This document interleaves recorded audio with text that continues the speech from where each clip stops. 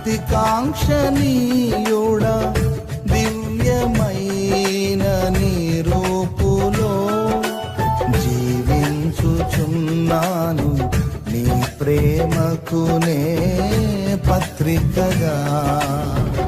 శిథిలమయ్యుండగా నన్ను నీదు రక్తముతో కడిగి